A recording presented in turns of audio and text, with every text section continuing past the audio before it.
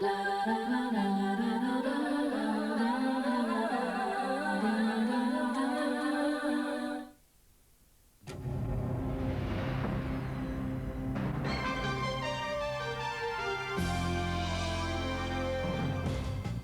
evening, I'm Simon Dello and this is Late Edition. Tonight, with the country divided over genetic engineering, what about genetically engineered babies?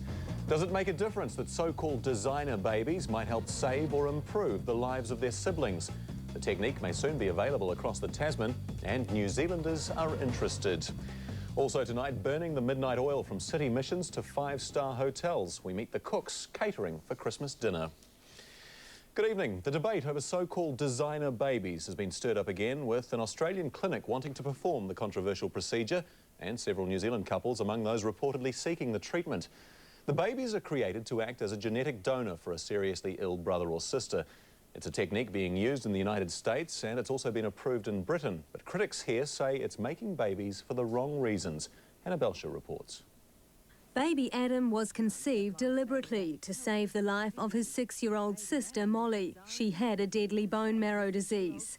The Nash family was guaranteed not only a healthy baby boy free of this genetic disease that runs in that family, but also a perfect stem cell donor for purposes of transplantation. Using in vitro fertilization technology, 15 embryos were created. They were screened to check for any signs of Molly's bone marrow disorder, then tested to establish a suitable tissue match.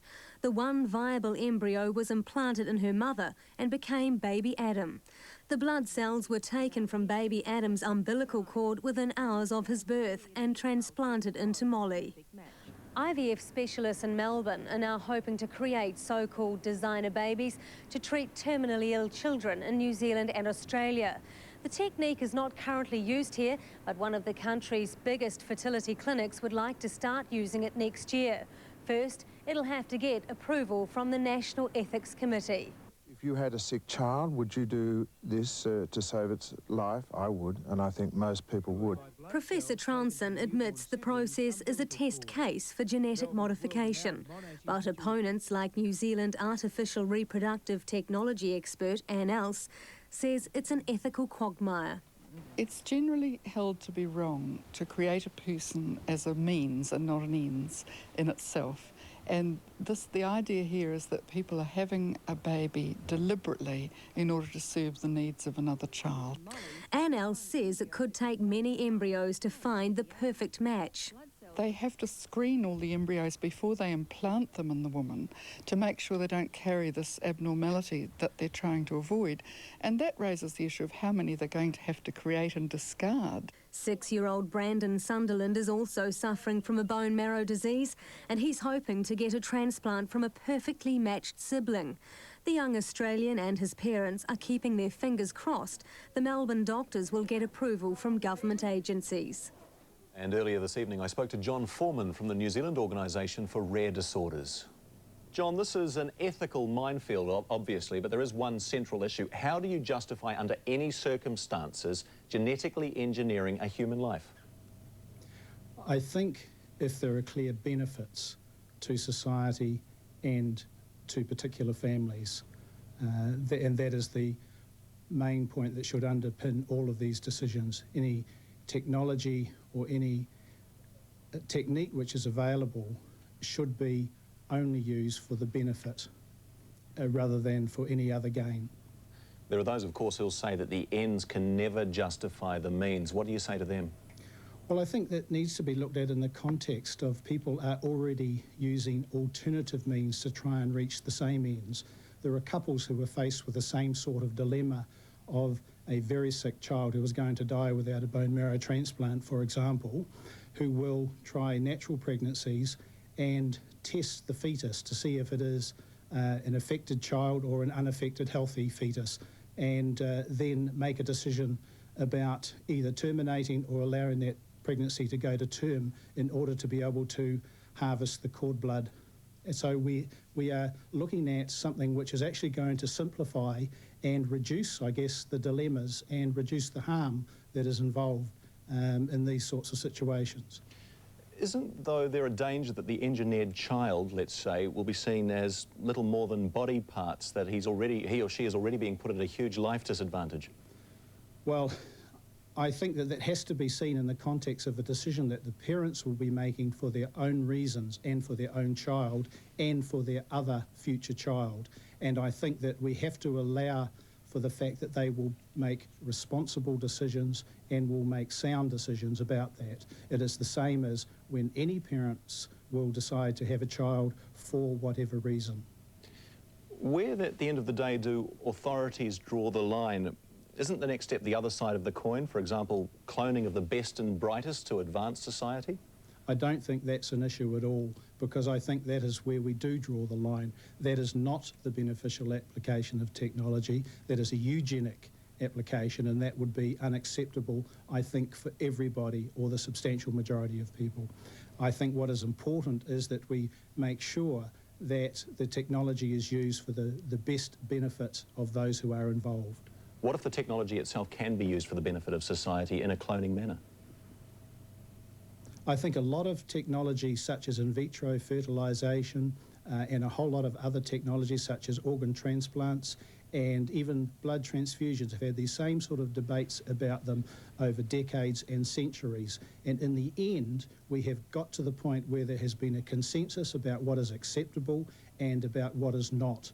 And we have come to I believe, a sensible and ethical conclusion about what we should be doing. John, thank you for your time tonight. John Foreman, Merry Christmas to you and your family. Thank you. John Foreman of the New Zealand Organisation for Rare Disorders speaking there.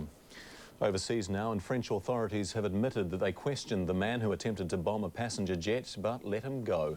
The man later boarded a plane going from Paris to Miami and was caught trying to light explosives in his shoes. An examination of the shoes revealed a bomb capable of bringing the plane down. Here's the BBC's Alan Little. He's now in FBI custody, but the police here say they believe he's British. He'd walked through airport security at Paris with what the Americans say were plastic explosives hidden in his shoe. His British passport bears the name Richard Reed. Over the Atlantic, a stewardess spotted him apparently trying to set fire to his shoe. September the 11th has taught passengers to act swiftly. It was they who overpowered him. They struggled for 20 minutes before tying him down with leather belts. US Air Force fighter jets escorted the plane to Boston, while on board, 2 doctors sedated him 3 times. The nearest passengers saw it and grabbed him and tried to put him under control and maintain him on his seat and that kind of stuff. And I saw smoke coming up out of his hands, and then at that point I was just terrified because I didn't know what to think. Today in Paris they were x-raying passengers' shoes, but once again high-tech airport security has been defeated by low-tech weapons. The French security services now have serious questions to answer. Why was it so easy? Why, when he'd already been spotted behaving suspiciously, was he not spotted again? In Boston, too, the questions are stacking up for the FBI and tonight for British intelligence. Who is the Briton who checked in as Richard Reed? Was he acting alone, or, more worryingly, could this incident be part of a follow-up to September the 11th? And the 28-year-old man will appear in a Boston court on Monday on charges of assault and intimidation of the flight crew. Meanwhile, Time magazine has named New York Mayor Rudy Giuliani as its Person of the Year. He was chosen for his leadership following the September 11 terrorist attacks. Time says Giuliani took emotional charge in an extraordinary way, rallying New Yorkers at a time of great crisis. If the spirit of a people is determined and optimistic, no matter what's going on in the economy, it will turn, because they'll make it turn. Time's shortlist also included last year's winner, President Bush, and Osama bin Laden. Back here, chefs up and down the country are burning the midnight oil, preparing tomorrow's Christmas feasts. None are busier than in Wellington, where plush city hotels are booked solid. Meanwhile, hundreds of unsung heroes have been working behind the scenes, preparing the city mission lunches. Jason Eade caught up with those catering to both the haves and the have-nots. The guys are working very hard at the moment, and they'll be going like 12 o'clock tonight, midnight, just to finish it off. So we're ready for tomorrow, no? Thanks.